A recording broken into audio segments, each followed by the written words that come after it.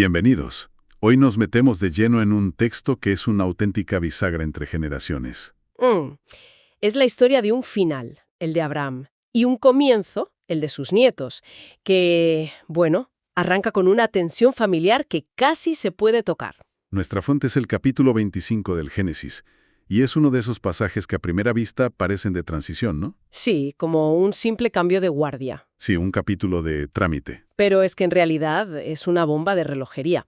Aquí se siembran las semillas de conflictos que van a definir a naciones enteras. Totalmente.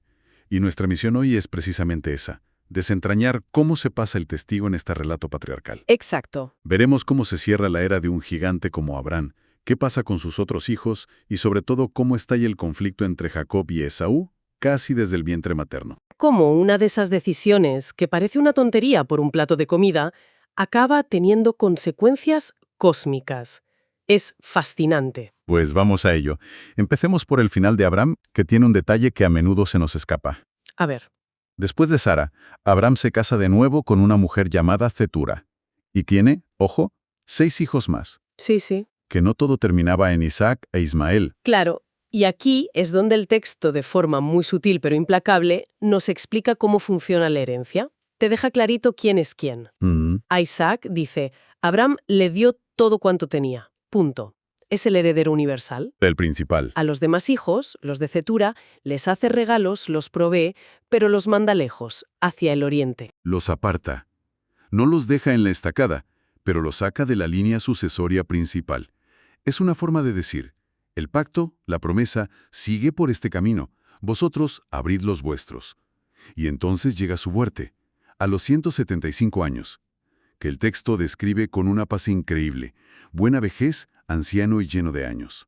Sí, Pero lo que a mí me deja helado es quién aparece para enterrarlo. es que esa escena es potentísima. Lo sepultaron Isaac e Ismael sus hijos. Piensa en la historia de estos dos, hermanos separados por un conflicto brutal entre sus madres, con Ismael expulsado al desierto, y de repente, ahí están, Juntos. juntos, para enterrar a su padre en la misma cueva donde está Sara. Es un momento de tregua, de una aparente reconciliación, que cierra el círculo. Aunque sea una tregua temporal, el gesto es enorme. Y justo después de esa imagen de unidad, el texto nos devuelve a la realidad con un martillazo. Sí, enseguida. Y sucedió, después de muerto Abraham, que Dios bendijo a Isaac su hijo. Se acabó la reunión. El foco vuelve al heredero oficial. El testigo se ha entregado y la bendición tiene un único destinatario. Es un cierre muy limpio, casi notarial. Se liquida la herencia, se confirma al sucesor y se cierra el capítulo de Abraham. Pero, como bien dices, este orden es la calma que precede a la tormenta. Totalmente. Y es curioso porque, aunque a Isaac se le da todo, el texto se toma la molestia de darnos el currículum completo de Ismael, ¿no? Desde luego que no lo despacha sin más. Le dedica una genealogía completa nombrando a sus 12 hijos, Nebaiot, Cedar, Adbeel, uno por uno. Y aquí está la clave. Los llama 12 príncipes por sus familias. Esto no es casual, ¿eh? Es como un espejo, un adelanto de las futuras 12 tribus de Israel que saldrán de Jacob. Ostras, claro. Nos está diciendo que el linaje de Ismael no es un fracaso, sino el origen de sus propias naciones, con su propia nobleza y su propia estructura. O sea que se le reconoce su propio peso en la historia. Se nos dice que muere a los 137 años y que su gente se asienta en un territorio concreto. Exacto. El relato establece que de Abraham salen dos grandes ramas, dos pueblos. Pero a partir de este punto, la cámara, por así decirlo, va a seguir exclusivamente a una de ellas. ¿Vale? Pues sigamos a esa cámara. El foco vuelve a Isaac, que se casa con Rebeca a los 40. Y sorpresa, volvemos a encontrarnos con la misma piedra. Ella es estéril. Sí, parece un patrón casi obligatorio en estas historias. ¿Verdad? La matriarca no puede tener hijos, lo que fuerza una intervención divina para demostrar que el linaje no es un simple proceso biológico, sino que responde a una promesa. Isaac le ruega a Dios y su oración funciona. Rebeca se queda embarazada de gemelos. Pero aquí la historia da un giro muy oscuro. El embarazo es una tortura. El texto dice que los hijos luchaban dentro de ella. Y no es una forma de hablar, ¿eh? No, la palabra hebrea sugiere una violencia real, como si se estuvieran aplastando el uno al otro. Imagínate la angustia de Rebeca, hasta el punto de gritar, si es así, ¿para qué vivo yo? Es una crisis existencial en toda regla, provocada por una guerra civil en su propio vientre. Y en su desesperación hace lo que se hacía entonces, fue a consultar a Dios. Y la respuesta que recibe es una profecía que va a marcarlo todo. Es casi una sentencia. Una sentencia poética y terrible.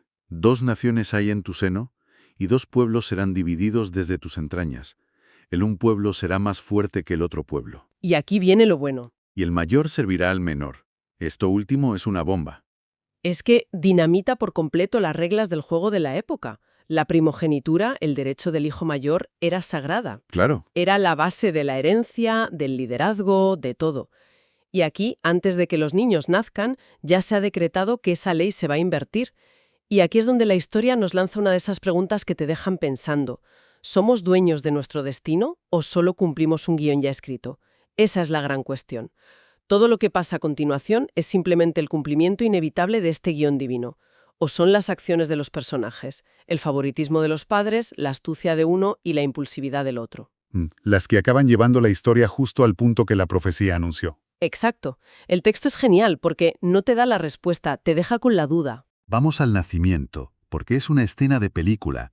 Sale el primero, Esaú, y la descripción es brutal. Sí, Rubio y todo velludo como una pelliza, un hombre de la naturaleza casi desde la cuna. y justo detrás sale su hermano, trabada su mano al calcañar de Esaú. Ya desde el minuto 0 está intentando suplantarle. Por eso lo llaman Jacob, que suena muy parecido a talón y a suplantador en hebreo.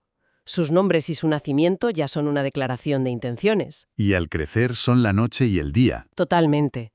Esaú es el cazador, el hombre de acción, de campo. Jacob es el varón quieto que vive en las tiendas, el estratega, el hombre de interior. Y el texto no tiene pelos en la lengua al describir la dinámica familiar, es de una honestidad que asusta. Mucho. Y amó Isaac a Esaú porque comía de su caza, mas Rebeca amaba a Jacob. O sea, tenemos a los padres con favoritos, cada uno en una esquina del ring. Es la receta perfecta para el desastre. Isaac prefiere al hijo que le llena el estómago, una razón súper primaria. Sí, muy básica.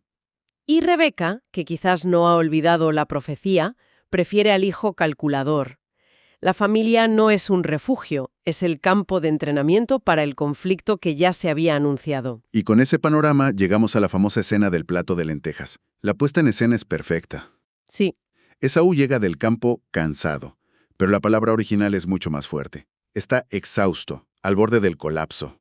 y en ese estado lo único que ve es el guiso que ha preparado Jacob. Su petición lo dice todo, no pide comida. Pide de ese guiso rojo. Exacto. Su mundo se ha reducido a un color y a una necesidad física desesperada. Es pura supervivencia. Y la respuesta de Jacob es de una frialdad que hiela. No hay un, claro hermano, siéntate. No, Ve la debilidad y ataca. Es una transacción. Véndeme en este día tu primogenitura. Es una jugada maestra, en el peor de los sentidos. Sabe perfectamente lo que hace. Contrapone un concepto abstracto y futuro, estatus, herencia, liderazgo, a una necesidad física, brutal e inmediata. El hambre. Le pregunta a un hombre que se está muriendo de hambre qué valora más. Claro. Y la respuesta de Esaú es puro drama. He aquí yo me voy a morir. ¿Para qué, pues, me servirá la primogenitura? Hombre, está claro que está exagerando, no se va a morir ahí mismo, pero... Pero para él, en ese momento, la sensación es esa. Es la lógica del cortoplacismo absoluto. Para él, la primogenitura es un papel que no se puede comer. Y Jacob, que no se fía un pelo, le hace jurarlo. Quiero un contrato. Un contrato verbal vinculante. Júramelo en este día. Y Esaú jura. Vende su derecho por un plato de lentejas, come, bebe y se larga. Como si nada. Pero la frase final del narrador no es nada neutral. Es un juicio moral en toda regla. Así menospreció Esaú la primogenitura. Fíjate.